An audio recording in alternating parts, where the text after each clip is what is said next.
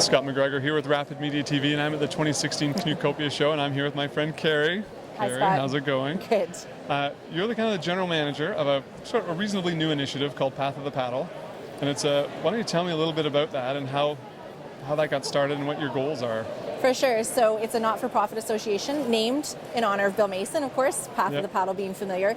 We are a 1,200-kilometer water trail for canoes and kayaks, so kind of like the Appalachian Trail for canoeists and kayakers. And you're way up in northwestern Ontario. We are. It is from Thunder Bay to the Manitoba border, or you can go the other direction as well, of course. Of course, that makes sense.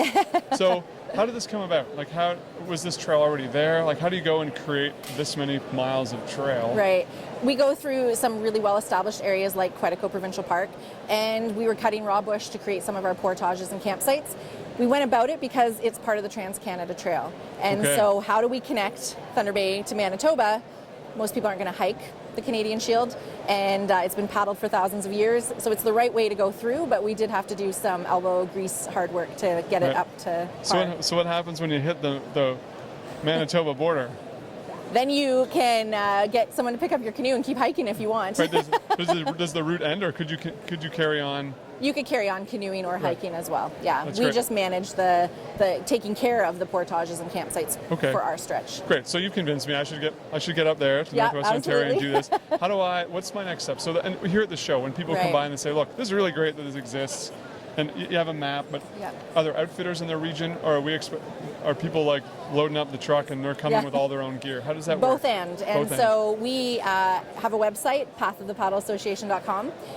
We will give you information if you want to go through an outfitter for shuttles or food, or you want a guided service. There are businesses all along our trail that want to help you get out there, but we also know there's rugged individuals who are just going to get out there and do it, and we've got some information for them as well. How many people, I know in the Northern Forest Canoe Trail, they have they have a word for it, where people that have done it from top to bottom. The thru-paddlers. Do you have thru-paddlers? I thru-paddled last summer. You did? Congratulations. So my husband and I, we still love one another and speak to one another, and we hire students, actually 2 students each summer to be thru-paddlers. Right. So we've just hired our second team, but there are not very many that have done it, but we hope there will be thru-paddlers each let's summer. sign ourselves up. That's Nice. great.